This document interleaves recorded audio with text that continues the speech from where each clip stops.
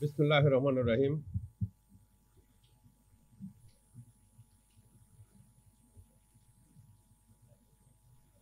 স্বাধীনতার এবং স্বাধীনতা যুদ্ধের 50 বছর পূর্তি উপলক্ষে আমাদের দল লিবারেল ডেমোক্রেটিক পার্টির উদ্যোগে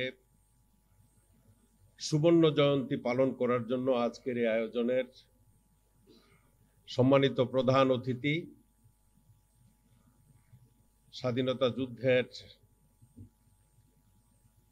অন্যতম পুরোধা, মুক্তিযুদ্ধের অগ্রনায়ক, লিবারেল ডেমোক্রেটিক পার্টির সম্মানিত প্রতিষ্ঠাতা, দেশের অন্যতম প্রবীণ রাজনীতিবিদ, শ্রদ্ধাভাজন ডক্টর কর্নেল অলি আহমেদ বীর বিক্রম, মঞ্চে উপবিষ্ট আমার দলীয় নেতৃবৃন্দ এবং অতিথিবৃন্দ, আজকের এই আলোচনা সভায় উপস্থিত এলডিপি যুব ছাত্র মহিলা সংগঠনের আমার স্নেহভাজন ভাই ও বোনেরা, আসসালামু আলাইকুম। আমাদের অনুষ্ঠানে বেশ কয়েকজন অতিথি আসার কথা ছিল। তন্মধ্যে ব্যারিস্টার শাহজাহান ওমর, মেজর শাহজাহান ওমর বীরুত্তম, তিনি অল্প সময় আগে আমাদের সম্মানিত প্রধান অতিথির কাছে একটি SMS পাঠিয়েছেন। Major general Ruhul Alam BNP সহসভাপতি ইন্তেকাল করেছেন, তার জানাজায় অংশগ্রহণ করতে তিনি চলে গেছেন। ইন্না লিল্লাহি ওয়া ইন্না ইলাইহি রাজিউন। তারপরে জেনারেল ইব্রাহিম আমাদের অনুষ্ঠানে আসার কথা ছিল। তিনি আমাকে আশ্বাস দিয়েছিলেন যে আমার একটা পারিবারিক অনুষ্ঠান আছে, তারপরেও আমি আপনাদের এই অনুষ্ঠানে সবাইকে একটা সালাম দিয়ে আসব। আজকে তার মেয়ের বিয়ে, ইব্রাহিমের মেয়ের বিয়ে, সেই কারণে একটু আগে টেলিফোন করে বললেন যে আমাকে মাফ করবেন, সবার কাছে আমার সালাম পৌঁছাবেন। আমি আপনাদের সবগুলো প্রোগ্রামেই থাকি, কিন্তু এই কারণে আমি আজকে থাকতে পারতেছি না। আর অত্যন্ত বয়োবৃদ্ধ, স্বাধীনতা যুদ্ধে যিনি ডাক্তার হিসাবে সর্বস্থানে বিচরণ করেছেন, ডাক্তার জাফরুল্লাহ, একজন বয়োবৃদ্ধ লোক, তিনিও আমাদের এই অনুষ্ঠানে আসার জন্য সম্মতি দিয়েছিলেন। একটু আগে তিনি আমাকে টেলিফোন করে বললেন যে তাকে ডায়ালিসিস করা হচ্ছে, ওনাকে ডায়ালিসিস করা হচ্ছে, সেই কারণে তিনি আসতে পারেন নাই। তো আমাদের আসলে একটার পর একটা মৃত্যুর সংবাদ। আমরাও তো বয়োজ্যেষ্ঠ, 70 বছর 71 বছর আমার হয়ে গেছে। আমার নেতার 80 বছর না বললো 35, যাই হোক আমার নেতার 35 হলে আমার 20।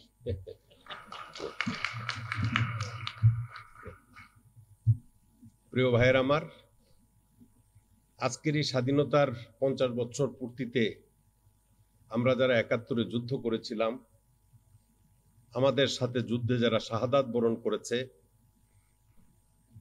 এবং যেই মুক্তিযোদ্ধারা, বীর মুক্তিযোদ্ধারা জীবিত আছে, তাদের প্রতি আসলেই সর্বপ্রথমে একটু শ্রদ্ধা নিবেদন করা প্রয়োজন। আমি সকলের শহীদদের বিদিহি আত্মার মাগফিরাত কামনা করছি, বীর মুক্তিযোদ্ধাদের প্রতি শ্রদ্ধা জানাচ্ছি, এবং যারা এই বাংলাদেশের স্বাধীনতার জন্য যুদ্ধ না করলেও স্বাধীনতার জন্য মুক্তিযোদ্ধাদেরকে সহযোগিতা করেছেন, তাদের প্রতি আমি শ্রদ্ধা জানাচ্ছি। প্রিয় ভাইরা আমার, অনেকগুলো বিষয় নিয়ে আজকে নানা রকম গুঞ্জন এবং কথাবার্তা চলছে এই সমাজে। সেটা কি? স্বাধীনতার ঘোষণা। স্বাধীনতার ঘোষণা। এখন স্বাধীনতার ঘোষণা, আমি তখন ছাত্র ছিলাম, আমি 24শে মার্চ তারিখে গ্রামের বাড়িতে গেছি ঢাকা থেকে।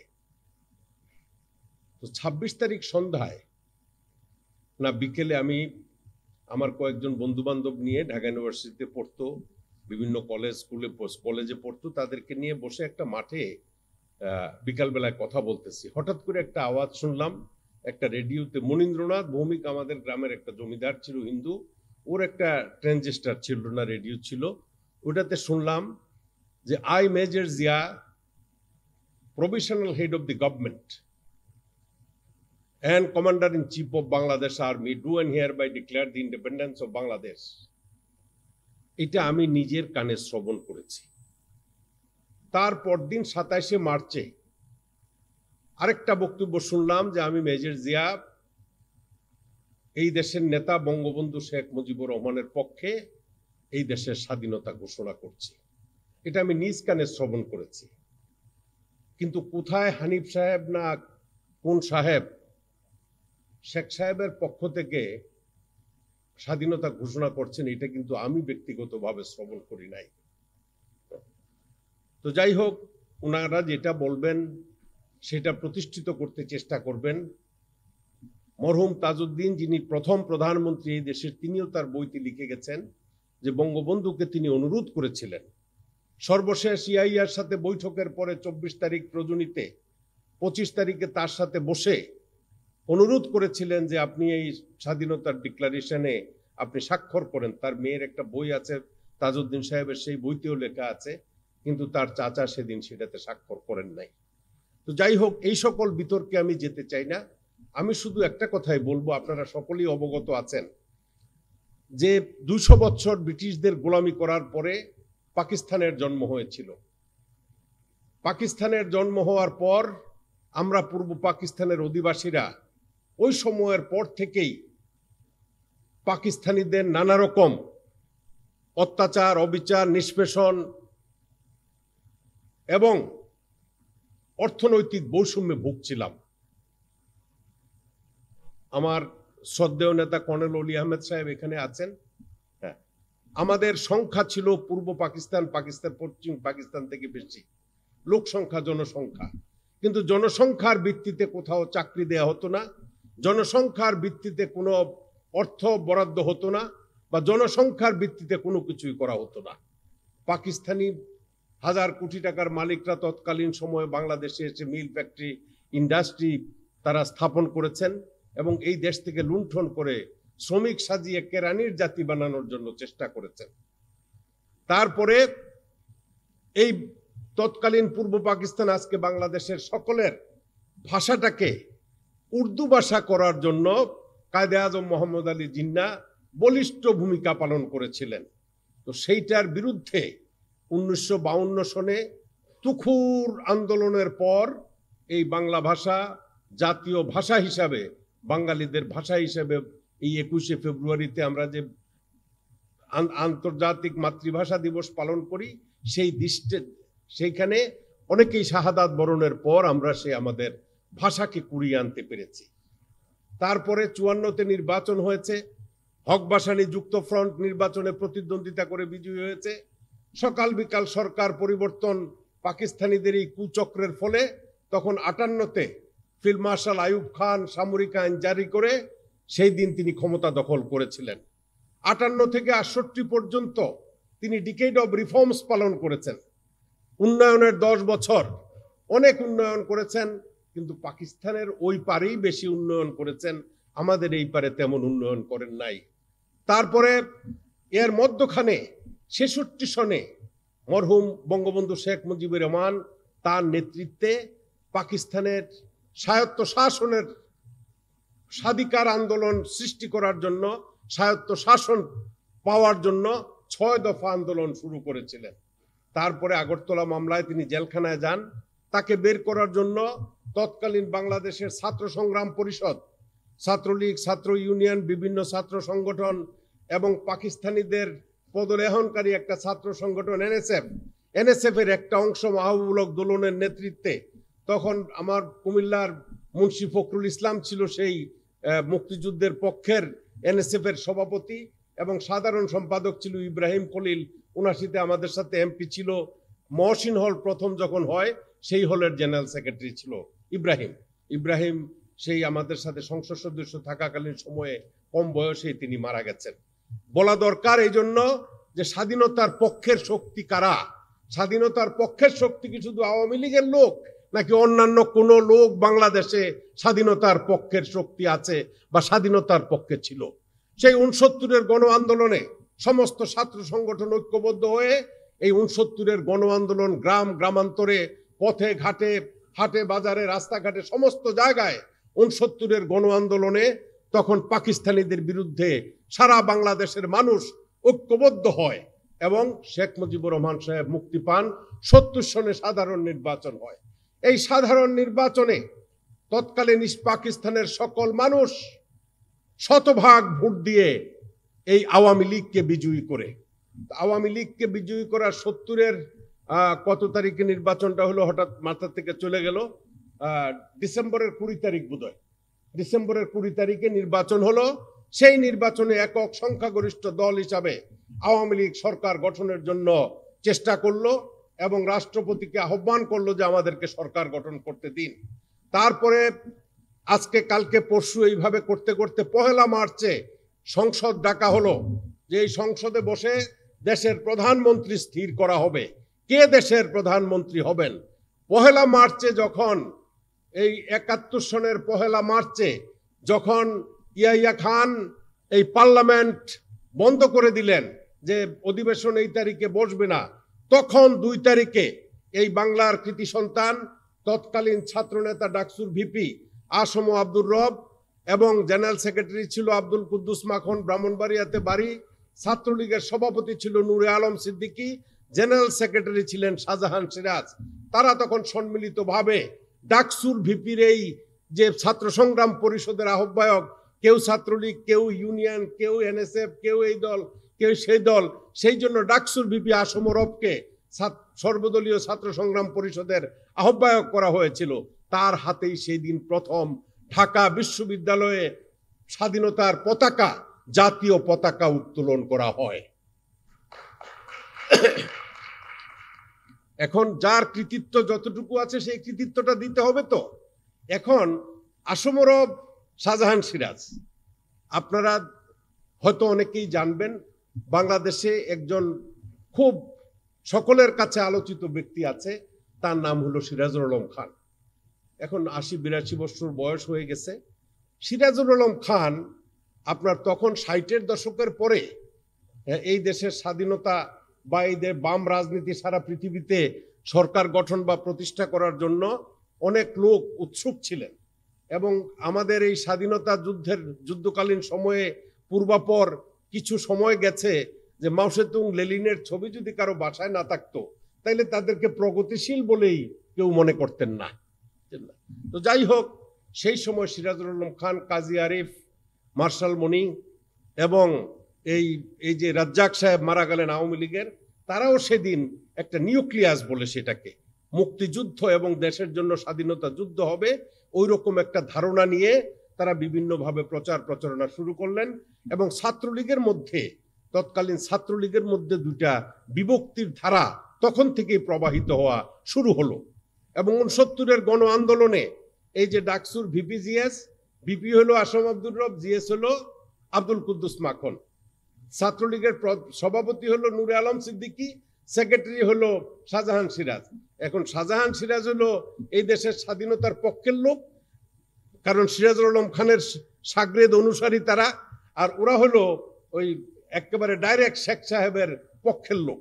যখন স্বাধীনতার পতাকা উত্তোলন করবে বা এরপর দিন 3 তারিখে পল্টন ময়দানে এই প্রয়াত শাহজাহান সিরাজ, সেদিন ছাত্রলীগের জেনারেল সেক্রেটারি ছিলেন, তিনি স্বাধীনতার ইস্তেহার পাঠ করলেন এবং স্বাধীনতার ইস্তেহার পাঠ এগুলো ঐতিহাসিক দলিল। স্বাধীনতার ইস্তেহার যখন পাঠ করেন, বঙ্গবন্ধু শেখ মুজিবুর রহমানকে সেই জায়গাতে নিমন্ত্রণ করা হয়েছিল, তো অর্ধেক পাঠ হয়ে গেছে এই ইস্তেহার, তখন তিনি সেই জায়গাতে গিয়ে উপস্থিত হন। এগুলো দালিলিক প্রমাণ, এগুলো আমি কোনো বানায়া কথা বলতেছি না, রেকর্ড করেন।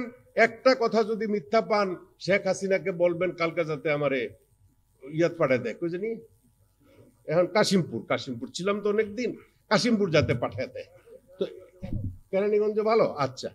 তো শুনেন, তো এই যে লোকগুলার যে কৃতিত্ব, এই লোকগুলার কৃতিত্ব দিতে হবে না? দিতে হবে। তারপরে 71 সনে দেশ স্বাধীন হবে। এরপরের ঘটনাটা বলি। তো এই যে নিউক্লিয়াস, এই নিউক্লিয়াসের যে নেতৃবৃন্দরা আছেন তারাও বঙ্গবন্ধুকে বহুবার অনুরোধ করেছেন, তাদের মুখ থেকে শুনেছি, অনেকের লেখা বই আছে।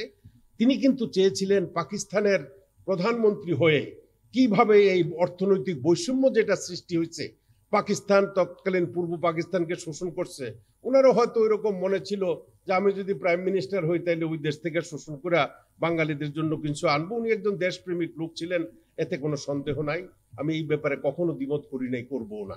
তো যাই হোক, তারপরে যখন এরকম উত্তাল সারা দেশ, তখন 7ই মার্চে এই রেসকোর্স ময়দানে তিনি একটা বিশাল মিটিং করেছেন এবং সেই বক্তব্য আপনারা শুনেছেন, অনেকেই শুনেছেন। তিনি বলেছেন এবারের সংগ্রাম মুক্তির সংগ্রাম, এবারের সংগ্রাম স্বাধীনতার সংগ্রাম, জয় বাংলার পাশাপাশি পাকিস্তান জিন্দাবাদও উনি বলছিলেন, কিন্তু এটা এখন ওনার ভাষণের মধ্যে নাই। আমরা তো চাক্ষুষ, আমরা দেখছি, ছিলাম, মিটিংয়ে গেছি, স্লোগান দিছি, মিছিল করে গেছি, তখন তো আমরা যুবক, বুঝছেন না? তো যাই হোক, কিন্তু এইটা তো তিনি যে স্বাধীনতার ঘোষণা করছেন, এই কথাটা 7ই মার্চের ভাষণটা স্বাধীনতার ঘোষণা, এই কথা বলে এটাকে বিক্রি করার কোনো সুযোগ নাই। সুযোগ নাই এই কারণে, সুযোগ নাই এই কারণে গতকালকেও আমরা একটা অনুষ্ঠানে গিয়েছিলাম, সেকেন্ড বেঙ্গল ব্যাটালিয়ান ছিল এই যে গাজীপুর কি বলে মহারাজা ভাওয়ালের রাজার বাড়িতে।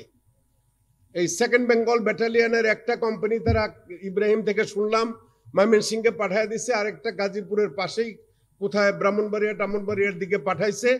তো পাঠায় গিয়া এইখানে আপনার একজন ব্রিগেড কমান্ডার ছিল আবরার। তো আবরার সেই জায়গাতে গেছে 19 তারিখে। 19 তারিখে যখন গেছে তখন তো মানুষ উত্তাল, টঙ্গী ছিল শ্রমিকদের সেই একমাত্র বিশাল হাজার হাজার শ্রমিকের স্থান, মিল ফ্যাক্টরি ইন্ডাস্ট্রি। আবরার যখন এই সেকেন্ড বেঙ্গল ব্যাটালিয়নে গেছে তখন জিয়াউর রহমানের কনিষ্ঠ এই ক্যাডেট, উনি ছিলেন জ্যেষ্ঠ ক্যাডেট, জিয়াউর রহমান তার কনিষ্ঠ ক্যাডেট জেনারেল শফিউল্লাহ, যাকে সুপারসিড করে চিফ অফ আর্মি স্টাফ করা হয়েছিল, জিয়াকে ডেপুটি চিফ করে, সেই শফিউল্লাহ সাহেব সেইখানে তখন সেকেন্ড বেঙ্গল ব্যাটালিয়নের 2IC ছিলেন। বুঝতে পারছেন কথাটা? তো তারা সেখানে গেল, আর চতুর্দিক দিয়া লোক, এই রেল সড়ক বন্ধ করে হাজার হাজার লোক একত্রিত হয়ে গেছে। একত্রিত যখন হয়ে গেছে সেই জায়গাতে এখন তারে পার করে দিবে কে? তখন ওইখানে ডেল্টা কোম্পানির কমান্ডার ছিল মেজর জেনারেল মইনুল হোসেন, তখন মেজর ছিল মইনুল হোসেন চৌধুরী। তখন মইনুল হোসেনকে অর্ডার দিল ফায়ার। তো মইনুল হোসেন উপরের দিকে আর মাটির দিকে ফায়ার করছে। তো যাই হোক, তারা ইতিহাস বলছে, সেকেন্ড বেঙ্গলের অফিসার ইব্রাহিম কালকে খুব সুন্দর করে সেটা বলতে পারছে, সে তো প্রত্যক্ষদর্শী। আমি তার কাছ থেকে শুনে আপনাদেরকে কথাটা বলতেছি, সে থাকলে হয়তো সেটার ব্যাখ্যা দিত। He is proud to be an officer of second Bengal battalion, কারণ ওই সময় 19 তারিখে তাই সেই জায়গাতে সেনা বিদ্রোহ হয়েছে। তো এখন তারপরে তো নাসিমরে বলতেছে তোমার হ্যাং করে দেবো, এই করে দেবো, সেই করে দেবো, কোর্ট মার্শাল করবো। হ্যাঁ, তো সে নাকি নাসিম বলছিল যে কোর্ট মার্শাল করবেন, ঠিক আছে আপনি যা করেন, কিন্তু আমি তো বাঙালিদের উপরে নির্বিচারে এইভাবে গুলি চালাতে পারবো না। এটা তারা যেটা বলছে আমি শুনছি। যাই হোক, তারপরে কোনোভাবে এই সকাল থেকে শুরু করে বিকাল পর্যন্ত এই ব্রিগেডিয়ার আবরারকে এই সেনানিবাসে তার ফেরার ব্যবস্থা করলো। এবং 19শে মার্চে তারপরে ওই জায়গাতে পাকিস্তান আর্মিরা গুলি করে, বাঙালি অফিসাররা না, জেনারেল মঈন মারে নাই, ওদের সাথে যে 57 না 60 জন অফিসার ছিল তারা সেই জায়গাতে এলোপাতারি গুলি মেরে, ওই দিন পত্রিকায় দেখলাম 125 জন, আসলে সঠিক সংখ্যাটা কেউ বলতে পারে না। হ্যাঁ, তো সেই জায়গাতে অনেক বাঙালিদেরকে তারা হত্যা করেছিল। এই 19 তারিখে এইভাবে সেনা বিদ্রোহের উপরে হত্যা হলো। কিন্তু বঙ্গবন্ধু তারপরেও ইয়াইয়া খান, জুলফিকার আলী ভুট্টোর সাথে আলোচনা করে সরকার গঠনের জন্য সর্বশেষ দিন 25শে মার্চ পর্যন্ত, 24শে মার্চ রজনী পর্যন্ত চেষ্টা করেছেন। এখন বাঙালি অফিসাররা, আমি যেটা শুনেছি, কর্নেল অলি আহমেদ, বীর বিক্রম আমার নেতা হয়তো ভালো বলতে পারবেন, বাঙালিদের মধ্যে সিনিয়র মোস্ট অফিসার ছিল জেনারেল ব্রিগেডিয়ার জেনারেল মজুমদার জকিগঞ্জের। তো ব্রিগেডিয়ার জেনারেল মজুমদার এবং এই যে সেকেন্ড বেঙ্গলের সিইও ছিল হামিদুল না কি নাম ওনার, তো ওনারা বোধহয় বঙ্গবন্ধুর সাথে গিয়ে আলোচনা করেছেন, বললো যে তোমরা যাও, এটা আমি আমারটা আমি দেখবো, আমি রাজনৈতিকভাবে সমাধান করব। এখন রাজনীতি রাজনৈতিকভাবে সমাধান করবেন। তিনি যদি সেই দিন বাঙালি অফিসার যারা ছিল বাংলাদেশে, ফার্স্ট বেঙ্গল, থার্ড বেঙ্গল, তারপরে 4 বেঙ্গল, 8 বেঙ্গল, বিভিন্ন জায়গাতে ব্যাটালিয়নগুলো ছিল, পাকিস্তানিদের সংখ্যা সেই সময় এই মার্চ মাসের পূর্ব পর্যন্ত এত বেশি ছিল না। বাঙালি অফিসাররা, পুলিশ, বিডিআর, তৎকালীন ইপিআর এবং আর্মির লোকরা যদি চাইতো তাইলে নির্দ্বিধায় অল্প রক্তক্ষয়ের মাধ্যমে এই দেশটাকে স্বাধীন করে ফেলতে পারত। কিন্তু যথাসময়ে যদি যথা কাজ না করা হয় তাইলে তো আপনার এই যুদ্ধন্দেহী অবস্থার সৃষ্টি হলে সামনাসামনি লাঠি দিয়ে যুদ্ধ করা যাবে না। এই যে প্রফেসর সাহেব বললো তার বাবা একটা লাঠি বানাইছিল, আমরাও লাঠি নিয়ে ইকবাল হলের সামনে দক্ষিণ দিকের মাঠটাতে লাঠি নিয়ে left right left left left right left করছি। এই লেফট রাইটের লাঠি দিয়ে কামড় হলো কিছু? কিরে ভাইয়েরা বাবারা, কাজ হইতো কিছু? কাজ হইতো না। সেটার জন্য আর্মিদের হস্তক্ষেপ বা অস্ত্রের দ্বারা প্রতিহত করার জন্য আমাদের প্রস্তুতি থাকা প্রয়োজন ছিল। কিন্তু সেই সময় অস্ত্র নিয়ে কেউ প্রস্তুত ছিলেন না। তৎকালীন যখন নাকি 26শে মার্চ 25শে মার্চের রজনীতে ঢাকায় ক্র্যাকডাউন হয়, আমরা শুনেছি, আমি ঢাকায় ছিলাম না, ঢাকা থেকে চলে গিয়েছিলাম তার 2 দিন আগে। আমরা শুনেছি এই যে আমার হল, জহুরুল হক হলে যেইভাবে ছাত্রদেরকে হত্যা করেছে, এবং এই যে ইপিআর এর উপর নিউ মার্কেটের পাশে একদম নির্বিচারে তাদেরকে গুলি করে হত্যা করেছে, পুলিশ লাইনে তাদেরকে গুলি করে হত্যা করেছে। 19শে মার্চের সেই ঘটনাকে কেন্দ্র করে আমাদের রাজনৈতিক নেতৃবৃন্দ যদি হুঁশিয়ার হতেন তাইলে কি এই 25শে রাত্রের রজনীর এই ঘটনাটা ঘটতো না। তো যাই হোক, ভুল ত্রুটি মার্জনীয়, তারপরেও বঙ্গবন্ধু শেখ মুজিবুর রহমান একজন বড় নেতা, এই ব্যাপারে আমাদের কারো কোনো দ্বিমত নাই। এখন 26শে মার্চে যখন ক্র্যাকডাউন করলো, আমার নেতা কর্নেল অলি আহমেদের কাছ থেকে শুনেছি তারা আজকে দোষী করতে চায় যে শহীদ রাষ্ট্রপতি জিয়াউর রহমান তখন মেজর ছিল। এখন তার যে কমান্ডিং অফিসার আছে, যতক্ষণ পর্যন্ত কোনো জায়গা থেকে কোনো নির্দেশ না পাবে ততক্ষণ পর্যন্ত ফৌজের লোকরা কমিটমেন্ট করিয়া পতাকাটা হাতে নিয়া দেশমাতৃকাকে এই অক্ষুণ্ণ রাখার জন্য, স্বাধীন রাখার জন্য সিনিয়রের অর্ডার, লফুল অর্ডার জুনিয়র মানতে হবে। ইলিগেল অর্ডার দিলে মানতে হবে না। লফুল অর্ডার যদি দেয় যে ঠিক আছে আমরা আক্রান্ত হচ্ছি, তুমি গুলি করো, তখন গুলি করবে। আক্রান্ত না হলে মানুষ মারা পালাও, এটা আনলফুল অর্ডার, এটা হলো বেআইনি আদেশ, এটা কেউ পালন করার জন্য বাধ্য না। তখন জিয়াউর রহমানকে সোয়াত নদী দিয়া এরা অস্ত্র শস্ত্র আনবে, সারা বাংলাদেশ পুরায় ফেলবে, পাঠাইছে। তখন আমি শুনছি স্যারের সাথে আরেক ক্যাপ্টেন ছিল, ওর নাম কি, যুদ্ধ করে নাই, কি নাম না, ব্রিগেডিয়ার হয়েছিল পরে, আপনাকে সারি গিয়া, ওই যে ব্রিগেডিয়ারটা, ওই যে অ্যাম্বাসেডার হয়েছিল নেপালে, ইয়াতে, খালেকুজ্জামান। তো খালেকুজ্জামান এরা গিয়া, কর্নেল অলি সাহেব তখন ক্যাপ্টেন, ওই জায়গার থেকে তারে পাঠাইলো যে ওনাকে ফিরাই নিয়ে আসো। এখন ফিরাই আনার জন্য তো সৈন্য সামন্ত লইয়েই গেছে, কারণ জিয়ার সাথে জিয়ারে মাইরা ফেলার জন্য ঘাটে পাঠাইছে। এখন তারে মাঝপথের থেকে যে ফিরাই আনবো অলি সাহেব তারা বুঝা, তখন জিয়া ওইখানে যেগুলো পাকিস্তানি ছিল ওই পাকিস্তানিগুলোর হত্যা করে তাদেরকে ফিরাই নিয়ে জিয়ারে ফিরাই নিয়ে আসছে। ফিরাই আনার পর এই কর্নেল অলি সাহেব, তখন ক্যাপ্টেন সাহেব, মেজর জিয়া, তারপরে এই আমাদের ইয়েও ছিল, সেক্টর কমান্ডার ছিল মীর শওকত আলী, তারপরে একটা লেফটেন্যান্ট ছিল, second lieutenant Shamsher Mubin Chowdhury, foreign secretary ছিল, তারাও ওয়েস্ট বেঙ্গলের অফিসার ছিলেন। অনেকের সাথে আমার ব্যক্তিগতভাবে সম্পর্ক আছে, পরিচয় আছে, আমি তাদের কাছ থেকেও গালগপ্প অনেক কিছু শুনেছি। তারপরে গিয়া এই যে কর্নেল জাঞ্জুয়া ছিল তাদের কমান্ডিং অফিসার ওয়েস্ট বেঙ্গলের, জাঞ্জুয়ারে ব্যানর চার্জ করে মাইরা ফালাইয়া সেই জায়গাতে এই কর্নেল অলি সহ সবাই এনারা মিল্লা, উনি অগ্রণী ভূমিকা নিছেন, ওনার বই থেকে পড়েছি এবং অন্যান্য বক্তব্যতেও শুনেছি। জিয়াউর রহমান তার 8 বেঙ্গল ব্যাটালিয়নের কে একত্রিত করে উনি বলল যে উই রিভল্ট, যে আমরা বিদ্রোহ করলাম। তার মানে আমরা আর পাকিস্তানিদের কমান্ড মানি না, আমরা বিদ্রোহ করলাম। বিদ্রোহ করার পরে এই যে তার প্রথম ভাষণ এবং দ্বিতীয় ভাষণ, এই ভাষণ থেকে সারা বাংলাদেশের মানুষ যে যেখান থেকে তার ভাষণ শুনছে তখন বুঝছে যে মিলিটারিরা যেহেতু আমাদের পক্ষে আসছে, তাইলে আমাদের দেশটা এবার আমরা যুদ্ধ করে স্বাধীন করতে পারবো, তাই না? হ্যাঁ, বাঁশের লাঠি দিয়া তো আর আমরা যারা ছাত্র ছিলাম আমাদের পক্ষে সম্ভব না। আমি যখন ট্রেনিং এ গেছি এপ্রিল মাসে, আমগোহেন থেকে প্রায় 100 জনের মতো একত্রিত হইলাম। পরে বিকালবেলায় দেখেছি 3 জন। আচ্ছা, কোন রকমে তো উদয়পুর গেছি, আমার এক আত্মীয় বাড়ি আছে, ওইখান থেকে বললাম যে ক্যাম্প কোথায়। তো দাউদকান্দির এমপি ছিল ইঞ্জিনিয়ার রশিদ, জাতীয় পার্টির মিনিস্টারও হয়েছিল। ইঞ্জিনিয়ার রশিদ করলো তোরা আইসস, তো হাজি সাহেব কই? হাজি রমিজউদ্দিন সাহেব ছিল আমার এই চান্দিনা দেবিদ্বারের অংশের প্রভিন্সিয়াল অ্যাসেম্বলির মেম্বার। হাজি সাহেব তো কইতে পারব না। আচ্ছা তোরা মতিনগরে যা, আমি এটা স্লিপ দিয়ে দিচ্ছি। তখন এমপি সাহেব স্লিপ দিয়ে দিল, আমরা মতিনগরে গেলাম। ওখান থেকে গিয়া বাম হাতটার ভিতরে গুলি খাওয়া ক্যাপ্টেন হায়দার, পরবর্তী সময় মেজর এবং 2 সেক্টরের কমান্ডার ছিলেন, হয়তো আমার স্যারের কন্টেম্পোরারি বা সিনিয়রও হইতে পারে। তো এই মেজর হায়দার সেক্টর কমান্ডার ছিল যেহেতু, তো সে ক্যাপ্টেন। আর আমাদের দলে আসছিল স্যার, দপ্তর সম্পাদক বানাইছিল একটারে, ওর নাম হলো কর্নেল দিদার, ও তখন লেফটেন্যান্ট ছিল। এই ক্যাপ্টেন হায়দার আর লেফটেন্যান্ট দিদার, আর একটা হাবিলদার ছিল, তার নায়ব সুবেদার, সুবেদার মোখলেস, তার বাড়ি হলো মতলব। তো এই সুবেদার মোখলেস, বিন্নাবালা, আমগো সবারই, মায়া, ফতে আলী, টতে আলী, যারা এই নেতারা আছে না, এরা সবাই তখন মতিনগর ক্যাম্পে। তো সকালবেলা তো আমরা উঠি, আর জোকে ধরলে তো একটা যদি যুগ গিয়া পায়ের ভিতর ঢুকে, তাহলে এটা বাইর করুন তো বড় একেবারে জান বের হয়ে যায়। ডাবের পানি দেওয়ার লাগে কি, ওই যে তামুক খায় যে ডাবার পানি দিলে বা অন্য থুতু দিলে তারপরে যুগটা বাইর হয়। যুগের যন্ত্রণায় অস্থির, এক একজন কইতেও পারবো না, এখান থেকে যে ডুকা পুরোটা গিয়ে হান্দাই রয়েছে, বুঝলি কথাটা? হ্যাঁ, তো এইরকম অবস্থার ভিতরে আমরা সবসময় প্রশিক্ষণ নিচ্ছি। তো যখন আমরা গেছি তখন তো অস্ত্র নাই, কোনো কিছু নাই, কোনো জায়গা থেকে শুধু লেফট রাইট লেফট।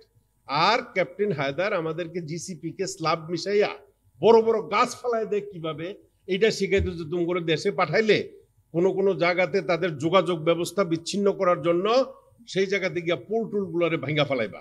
তো এই জন্য তখন পিকে জিসি স্লাব দিয়ে আমাদেরকে বড় বড় গাছ বা বড় বড় পিলার কেমনে ভাঙতে হয় সেই প্রশিক্ষণটা দিলেন। সেই প্রশিক্ষণটা দেওয়ার পর এই যে বাংলাদেশ আর্মির বা পুলিশের কিছু লোকজন এই 303 রাইফেল দিয়ে যে কাক করলে আর পরে আর গুলি বার হয় না, এরকম আর কি। তারপরেও এগুলা খুলনা জোরনা শিখাইলো, শিক্ষা টিক্ষা নিয়া তারপরে কিছু HE-36 হ্যান্ড গ্রেনেড আসলো। কাম করে দিয়া কয় যে ব্যাংকার বানাও। তো ব্যাংকার বানায়া এক ফোলা তো আদের থেকে ছুটে গিয়ে তার গাল মুখ ছিঁড়া গেছে গা, HE-36 হ্যান্ড গ্রেনেড। কারণ এটা যদি 50 সেকেন্ডের আগে এটা সামনে থ্রু না করে, তাহলে এটা উপরে যদি বাস্ট হয় তাহলে মরেই যাবে, যে লোক হাতে থাকে সে মরে যাবে। তো যাই হোক, এই ট্রেনিং শেষ করলাম। ট্রেনিং শেষ করে তারপরে আমরা আমি ব্যক্তিগতভাবে ওই জায়গাতে ট্রেনিং নিয়ে, আমার এমপি ছিল সুজাত আলী, উনি একটা ক্যাম্প করলেন পালাটানা।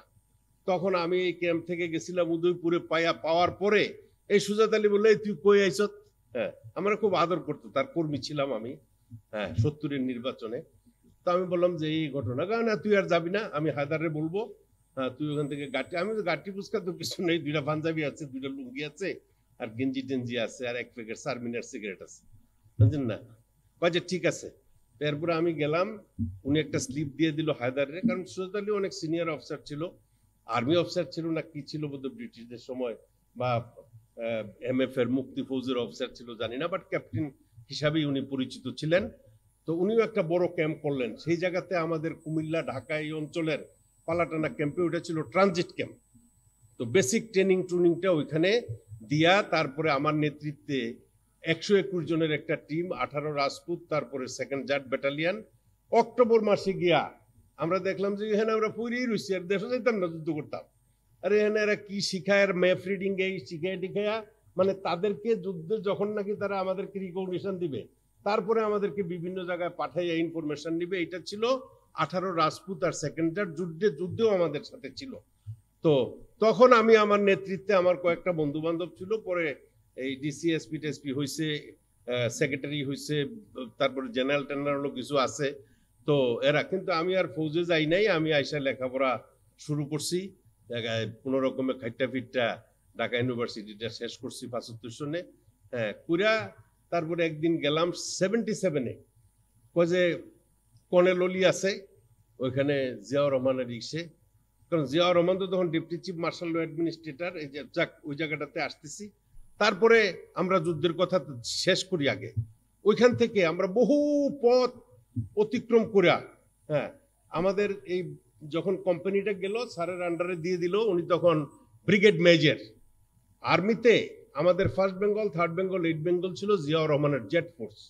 এটার ব্রিগেড হেডকোয়ার্টারটা, ব্রিগেডটাকে কমান্ডারের পক্ষ থেকে সমস্ত কিছু করেসপন্ডেন্ট সবকিছু ব্রিগেড মেজর করে। তখন ক্যাপ্টেন অলি হলো ব্রিগেড মেজর। তো আমরা যাওয়ার পরে উনি আমাদেরকে 3 ভাগ করে, আমি কিছুদিন ব্রিগেড হেডকোয়ার্টারে রইলাম। এক পথ দীর্ঘ পথ অতিক্রম করে আমি শর্ট করতেছি, লাস্টলি আমরা এই করিমগঞ্জের ভিতর দিয়া রাবার বোটে করে জকিগঞ্জে আসলাম। এই এই জেট ফোর্সের ব্রিগেড হেডকোয়ার্টার এবং ফার্স্ট বেঙ্গল ব্যাটালিয়ন।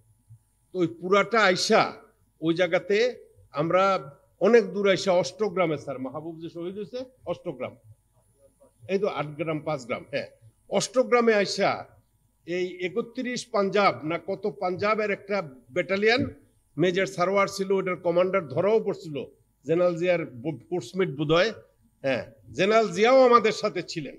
সাধারণত আর্মিতে যুদ্ধের সময় যেহেতু একটা দীর্ঘ সময় মিলিটারিদের সাথে ছিলাম, হ্যাঁ টেকনিক তো আমি জানি, হ্যাঁ এবং আমি একমাত্র স্যার আমাকে করছিল র্যাঙ্ক ছাড়া platoon commander, unrank platoon commander.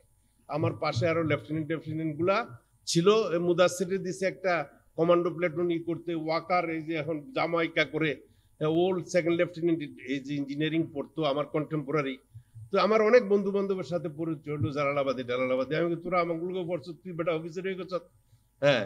তো স্যারের আমি বললাম যে স্যার এখন আমি তো পারতাম না তাগুলো কাম করতে, আমি এটি আমার দোস্ত এগুলোর অফিসার বানাই দিয়েছেন, আমি তো মুক্তিযোদ্ধা, যুদ্ধ করতে আসছি, আমি কি আপনি মিলিটারিতে চাকরি করার জন্য আসছি? আজ তোমার ছাত্র এই স্টুডেন্ট প্লেটুনের কমান্ডার করে দিলাম। কমান্ডার হিসাবে যুদ্ধ করছি এবং এন্ড অফ নভেম্বরে, তারিখটা ভুলে গেছি, একদম সম্মুখ সমর 31 পাঞ্জাবের সাথে জেট ফোর্সের ব্রিগেড হেডকোয়ার্টার কোম্পানি এবং ফার্স্ট বেঙ্গল ব্যাটালিয়নের বিভিন্ন কোম্পানি চতুর্দিকে ছিল। হ্যাঁ 14ই ডিসেম্বর সম্মুখ সমরে আমাদের অনেক হতাহত হয়েছে এবং সেই জায়গাতে ভোরবেলায় ছিল ক্যাপ্টেন মাহবুব, হয়তো প্রিপেয়ার ছিল কি জানি না, তার যে বাংকার, ওই বাংকারের ভিতরে 3 ইঞ্চ মোটর শেল আইসা পড়ার পর আমরা যখন এই সংবাদ পাইলাম, যার যেহেতু আমরা বাংকারে আছি, তুমুল লড়াই হচ্ছে, আমরা তো যে যেখান থেকে কোম্পানি কমান্ডার, আমগো ডেল্টার সাথে ছিল টুডেল প্লেটুন, ক্যাপ্টেন ইয়ে ছিল ওর নাম বদরুন নূর, ও একদম লাস্টলি আসছিল স্যার আমাদের সাথে, তাই না? ওই আর্মি চিফের এডিসি ছিল, শেখ কামালরে এডিসি করে তারে পাঠিয়ে দিল ফার্স্ট বেঙ্গলে। হ্যাঁ ক্যাপ্টেন বদরুন নূর ওই বঙ্গবন্ধুর কিলিংয়ের সাথে সে জড়িত ছিল বলে শুনছি। এই বদরুন নূরের এই প্ল্যাটুন কোম্পানিতে আমাদের প্ল্যাটুন ছিল। তো সিইও যেভাবে অর্ডার দেয়, তারপরে তার কোম্পানিগুলো কাজ করে, কোম্পানিগুলো অর্ডার দিলে প্ল্যাটুনগুলো ওইভাবে সাজে। তো ওই জায়গাতে সম্মুখ সমরে আমাদেরও অনেকে নিহত হয়েছেন এবং 31 পাঞ্জাবেরও অনেকে নিহত হয়েছেন এবং ওদের যে কমান্ডিং অফিসার ছিল মেজর সারওয়ার, জিয়াউর রহমানের ফ্রেন্ড, অনেকেই গেছে তার চোখ তুলে লেবো, গাইদিয়া মেরে লেবো করবো, বাট জিয়া সেভড হিম। এবং জিয়াউর রহমান ওই সময় সম্মুখ সমরে ছিলেন, উনি একজন ব্রিগেড কমান্ডার হিসেবে দূরে আরামে বসে থেকেও পারতেন। আজকে জিয়াউর রহমানের পদবি বদলাইয়া দেয়। আরে একটা লোক ব্রিগেড কমান্ডার, সে এই 8 বেঙ্গলের রিভল্ট, তারপরে সেক্টর 1 এর সেক্টর কমান্ডার, পরবর্তী সময়ে তার নেতৃত্বে 1st 3rd এবং 8 বেঙ্গল দিয়ে একটা ব্রিগেড গঠন করে, তার ব্রিগেডই ছিল একমাত্র ব্রিগেড যেটা সম্মুখ সমরে সবচেয়ে বেশি জায়গাতে যুদ্ধ করছে এবং এই তার ব্যাটালিয়ন, বিভিন্ন ব্যাটালিয়নের সৈনিকরা শহীদ হয়েছে, অফিসাররা শহীদ হয়েছে। তো সুতরাং তার খেতাব আজকে নিয়ে যাবে, এটা কেমন কথা হলো? খেতাব কি কারো বাপদাদা সম্পত্তি? আমি মুক্তিযুদ্ধ বিষয়ক মন্ত্রণালয়ের প্রতিমন্ত্রী ছিলাম, দায়িত্বপ্রাপ্ত মন্ত্রী ছিল। এই ন্যাশনাল ফ্রিডম ফাইটার্স কাউন্সিল আমার নিজের হাতে তৈরি করছি, আইন কানুন সবকিছু। হ্যাঁ আমি নিজে আইনের উপর লেখাপড়া করছি। আমার বন্ধু বান্ধব তখন সেক্রেটারি ছিল 2001-2 মিনিস্ট্রি অফ লয়ের, এবং যত আইন কানুন ওই সময় তৈরি করে মন্ত্রণালয়ের গেছি, এরপরে তারা তেমন কিছু আর করতে পারে নাই। জাতীয় মুক্তিযোদ্ধা কাউন্সিলের দায়িত্ব এবং কর্তব্যের মধ্যে কারো খেতাব কেড়ে নেওয়ার ক্ষমতা এই সরকারের হাতে নাই। সুতরাং জিয়াউর রহমানের খেতাব কেড়ে নিতে পারবে না। তো আমার নেতা বলছেন যে তার যদি বীর বিক্রম খেতাব, বীর উত্তম খেতাব কেড়ে নাও, তাহলে শ্রেষ্ঠ খেতাব দিয়ে দেবো, তাই না? মরে যখন গেছে বীর শ্রেষ্ঠ খেতাব দিয়ে দেবো, তো বীর শ্রেষ্ঠ খেতাব দিয়ে দেবে, বুঝছেন না? আচ্ছা, দেশটা স্বাধীন হলো। দেশটা স্বাধীন হওয়ার পরে 14ই ডিসেম্বরে তারপরে আরেকটা সম্মুখ সমর হয়েছে আমাদের এমসি কলেজের আগে, তাই না স্যার? এমসি কলেজের পিছনে, আগে মানে এমসি কলেজটা সামনে রেখে পিছনে, ওই এমসি কলেজের এখানেও আমাদের সম্মুখ সমরে জেনারেল জিয়া ছিলেন, ক্যাপ্টেন অলি ছিলেন, তারপরে এই ফার্স্ট বেঙ্গলের তাদের চিরগঙ্গেরই কৃতি সন্তান আরেকজন আমাদের কমান্ডিং অফিসার ছিল জিয়াউদ্দিন। জিয়াউদ্দিনও খুব স্বাধীন চেতা লোক ছিলেন। স্বাধীনতার পর পরেই তিনি 46 ব্রিগেডের ব্রিগেড কমান্ডার ছিলেন, ওখান থেকে চাকরি চলে যায়। হ্যাঁ, তো যাই হোক, মেজর হাফিজ ছিল, ব্রেভো কোম্পানি কমান্ডার, আলফা কোম্পানির কমান্ডার ক্যাপ্টেন মাহবুব মারা গেল। তো এইভাবে আমরা এই দেশটাকে স্বাধীন করছি। এই দেশটা কি সেনাবাহিনীর লোকরা, বাঙালি অফিসাররা এইভাবে ব্রিগেড গঠন করে, সেক্টর গঠন না করে যদি যুদ্ধ করত, তাইলে কি দেশটা স্বাধীন করা এত তাড়াতাড়ি সম্ভব হইতো? সম্ভব হইতো না। তারপরে শেষাংশে আইসা ভারত আমাদেরকে সমর্থন দিছে, আমরা তাদেরকে সাধুবাদ জানাই। তো যাই হোক, এরপরে তো দেশ স্বাধীন হলো, দেশে কোনো সংগঠন নাই, কোনো রাজনীতি নাই, কোনো কিছু নাই। মাওলানা আব্দুল হামিদ খান বাসানী ছাড়া আর কোনো রাজনৈতিক বিরোধী শক্তি নাই। শেখ সাহেব দেশে আসলেন, প্রথমে প্রধানমন্ত্রী, তারপরে রাষ্ট্রপতি হলেন। রাষ্ট্রপতি হওয়ার পর এই ছাত্রলীগের দুইটা অংশ দুই জায়গাতে সম্মেলন ডাকলো। একটা হলো আসমরবের নেতৃত্বে, আর একটা নূরে আলমের নেতৃত্বে। তো আসমরবের নেতৃত্বে যেটা, আসমরব ছাত্রলীগের অংশ একটা আলাদা সম্মেলন ডাকলো, কিন্তু বঙ্গবন্ধু গেলেন এই নূরে আলম সিদ্দিকীর সেই মিটিংয়ে। তো স্বাভাবিকভাবে এই ছাত্রলীগের দুইটা ভাগ হয়ে গেল। এই ছাত্রলীগের রবদের অংশ থেকে তখন একটা রাজনৈতিক দলের গঠন হলো, সেটা হলো জাতীয় সমাজতান্ত্রিক দল। এই জাতীয় সমাজতান্ত্রিক দলের একজন বীর মুক্তিযোদ্ধা মেজর জলিল, তাকে সভাপতি করে দল গঠন করা হলো। আর এই আসম আব্দুর রব জেনারেল সেক্রেটারি, এবং তিনি জেলখানায় ছিলেন। সেক্টর কমান্ডাররা, সব সেক্টর কমান্ডার এই বীরুত্তম খেতাব পাইছে। সে তার সেক্টর কমান্ডারের খেতাবটা, বীর উত্তম খেতাব মেজর জলিল নেয় নাই। তো যাই হোক, মেজর জলিলের সাথেই আমাদের আজকের যে বিশেষ অতিথি ছিলেন Shahjahan Omar, sub sector commander ছিল তখন, লেফটেন্যান্ট না ক্যাপ্টেন ছিলেন, তখন তিনিও বীরুত্তম খেতাব পান। যাই হোক, আমি এই বিষয়ে আগাইতে চাই না। তখন ভাসানী নেপের পরে যখন জাতীয় সমাজতান্ত্রিক দল গঠন হলো, আমি সেই সংগঠনটার সাথে জড়িত ছিলাম। ছাত্র সংগঠন, তখন আমি ঢাকা ইউনিভার্সিটির ছাত্র।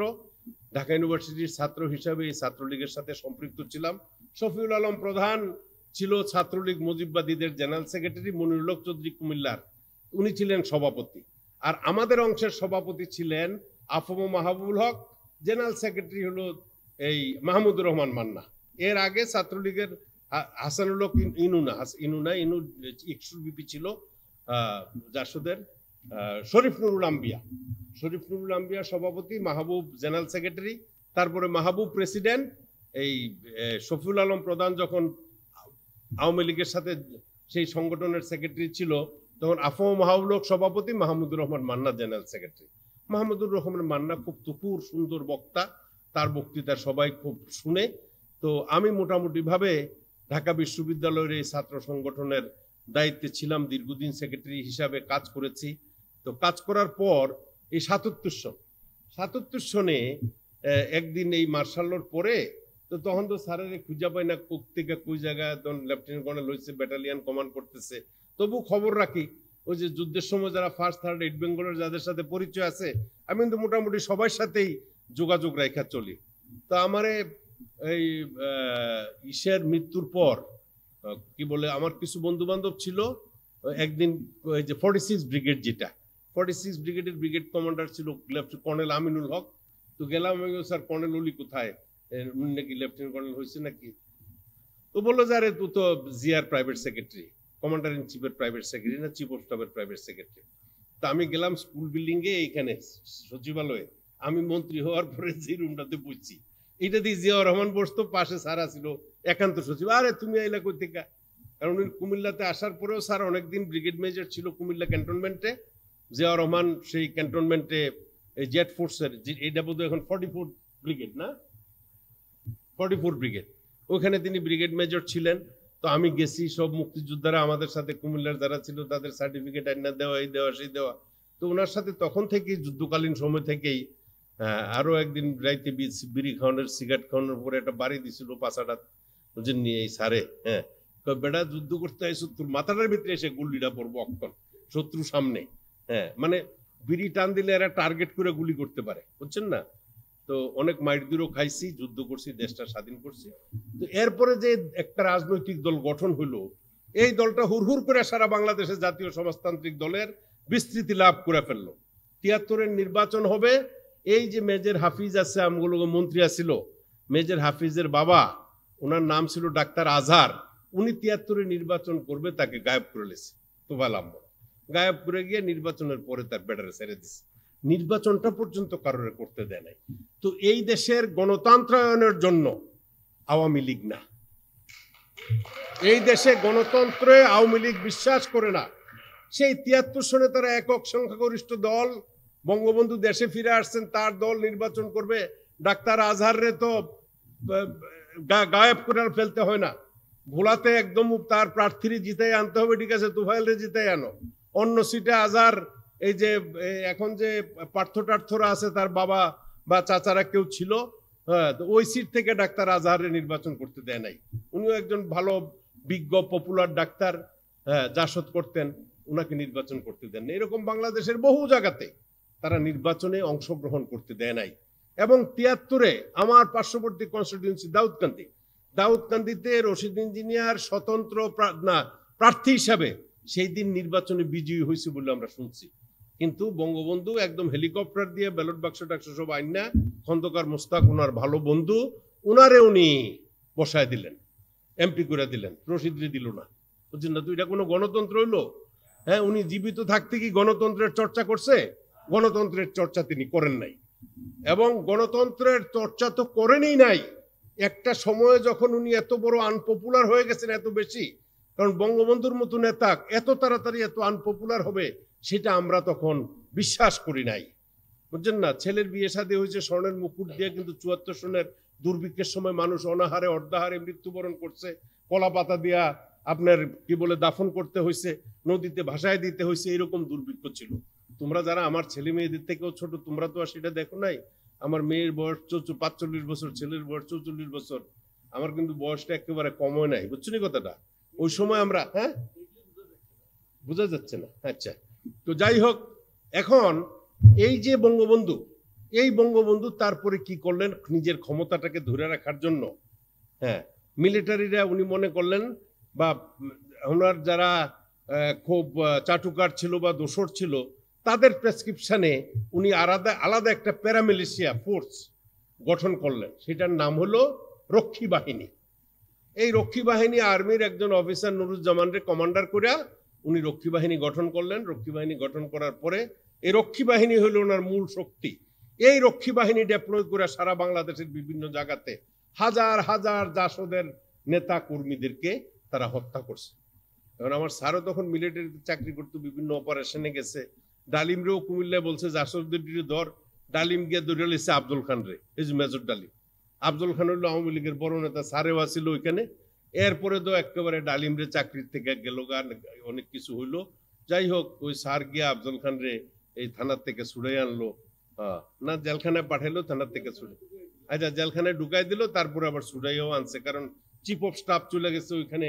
আর মেজর জেনারেল নুরুল ইসলাম, তখন কর্নেল নুরুল ইসলাম শিশু, হ্যাঁ, উনি তখন তার ব্রিগেড কমান্ডার হয়েছে ৩ নাম্বার। হ্যাঁ, জেনারেল জিয়ার পরে কর্নেল তাহেরের পরে জেনারেল ইসলাম ব্রিগেড কমান্ডার হয়েছে। তো যাই হোক, এখানে তো সেই অপারেশনের পরে যখন দেখা গেল আসলে জাসদের থেকে তাদের দলের লোকরাই বেশি অত্যাচারী, দলের লোকরাই বেশি অবিচার করছে, বিভিন্ন জায়গায় দখলদারিত্ব এবং নিজেদের আধিপত্য প্রতিষ্ঠা করার জন্য আজকে যেভাবে করতেছে, হ্যাঁ, অবশ্য উনি একটু বেশি করতেছে শেখ হাসিনা। উনার বাবা অবশ্য ৭৩ থেকে ৭৫ পর্যন্ত, মৃত্যুর আগ পর্যন্ত এত অবশ্য করে নাই, অল্প করছে, তবে গণতন্ত্রটা রেখাইয়া দিছিল, বুঝছেন না? হ্যাঁ, তারপরে উনি দেখলো যে এই জাসদ আর বাসানি নেপ এই কয়টা দলের চাপ সহ্য করতে পারতেছে না, তারপরে ওনার আজীবন ক্ষমতায় থাকতে হবে, রাজতন্ত্র প্রতিষ্ঠা করতে হবে। তখন তিনি এই বাকশাল গঠন করলেন। বাকশাল, বাংলাদেশ কৃষক শ্রমিক পার্টি, আওয়ামী লীগ সহ সকল রাজনৈতিক দল বন্ধ করে দিলেন এবং এই বাকশাল গঠন করলেন। এই বাকশাল গঠনের পরে উনি আপনার এই ডিস্ট্রিক্টগুলোতে গভর্নর নিয়োগ করবেন এবং ডিস্ট্রিক্টগুলো রাজনৈতিকভাবে তার আয়ত্তে আনবেন। এইভাবে তিনি রাজনীতি করলেন। তারপরে তার বিশিষ্ট বন্ধু খন্দকার মুস্তাক ষড়যন্ত্র কইরা, কবে না 15 না 14 আগস্টে, 15ই আগস্টে সপরিবারে তাকে হত্যা করে। এটা আমরা সমর্থন করি না। হত্যার রাজনীতিতে আমরা বিশ্বাস করি না, গণতন্ত্রের রাজনীতিতে বিশ্বাস করি। তারপর খন্দকার মোস্তাক আহমেদ ক্ষমতায় ছিলেন। খন্দকার মোস্তাক আহমেদ ক্ষমতায় থাকার পরে তিনি তার মন্ত্রী পরিষদ করেছেন এবং আজকেও তার সাথে আওয়ামী লীগের অনেক সিনিয়র নেতারা সেই দিন মুস্তাকের সাথে মন্ত্রী পরিষদ সদস্য ছিলেন, জাতীয় সংসদের সদস্য ছিলেন এবং মালেক উকিল স্পিকার হিসাবে তখন তিনি দায়িত্ব পালন করেছেন। মালেক উকিলও স্পিকার হিসাবে দায়িত্ব পালন করেছেন। তাইলে এখানে জিয়াউর রহমান ওনারে কেমনে মারলো? হ্যাঁ, জিয়াউর রহমান মারলো কেমনে? হ্যাঁ, মারলো দি ডালিমোরা, মারলো আমার থানায় বাড়ি কর্নেল রশিদে, তার বাইরা ফারুকে, বুঝছেন না? মারলো এই যে একটু আগে কইলাম আমাদের ফার্স্ট বেঙ্গলের ডেল্টা কোম্পানি কমান্ডার ছিল ক্যাপ্টেন নূর, তখন মেজর বদরুন নূর, ওরা মিল্লা মারলো। জিয়ার নাম কয় কেন? তারপরে মারছে তো মারছে, মারণের পরে এরপরে আবার আরেকটা বিদ্রোহ হয়েছে ব্রিগেডিয়ার জেনারেল খালেদ মোশাররফের নেতৃত্বে। ওটা হলো ৩রা নভেম্বর। জি, ৩রা নভেম্বর। তো ৩রা নভেম্বরে খালেদ মোশাররফ সাহেব মুস্তাকরে ক্ষমতাচ্যুত করলো। ক্ষমতাচ্যুত কইরা বিচারপতি আবু সাদাত মোহাম্মদ সায়েমরে রাষ্ট্রপতি করলেন। তারপরেই জিয়াউর রহমান রে খালেদ মোশাররফের লোকরা বা যার লোকরাই হোক, কর্নেল তাহেরের লোকরা জিয়াউর রহমানরে কনফাইন্ড করে ফেললো, হাতে পায়ে বাইন্দা বাইদ ফেলে রাখছে, বন্দি করছে। তো এখন মুস্তাকরে সরাইতে গেল, জিয়াউর রহমান বন্দি। তো জিয়াউর রহমান বন্দি অবস্থায় তারপরে 7 তারিখে এই মেজর হাফিজ বুদয় জিয়ার প্রাইভেট সেক্রেটারি বা এপিএস টেপিএস ছিল আপনার, তখন উনি কনফাইন্ড ছিলেন। তো কনফাইন্ড থাকার পরে উনি কিভাবে বঙ্গবন্ধু শেখ মুজিবুর রহমানকে মারতে পারেন? অবশ্য কনফাইন্ড এটা পরে, আগে যখন মারতো শফিউল্লাহ ছিল আর্মি চিফ অফ স্টাফ, 46 ব্রিগেডের ব্রিগেড কমান্ডার ছিল ইন্ডিপেন্ডেন্ট ব্রিগেডের সাফায়েত জামিল। তো সাফায়েত জামিল এরা তো তাদের নিজের লোক, আওয়ামী লীগের লোক, বুঝছেন না? তো এখন কইতেছে জিয়াউর রহমানের প্ররোচনায় মারা হয়েছে। আরে জিয়াউর রহমান বঙ্গবন্ধুর হত্যার সাথে জড়িত, এই কথা কোনোদিন কেউ প্রমাণ করতে পারবে না। জিয়াউর রহমান কোনোদিন বঙ্গবন্ধু শেখ মুজিবুর রহমানকে হত্যা করেন নাই। তিনি স্বাধীনতার ঘোষক যেমন সত্য, এবং শেখ মুজিবুর রহমানের হত্যার সাথে তিনি জড়িত ছিলেন, সেটা আপনার কোনোদিন কেউ বিশ্বাস করবে না, এই জাতি কোনোদিন বিশ্বাস করবে না। এই ইতিহাসটা সবার জানা উচিত।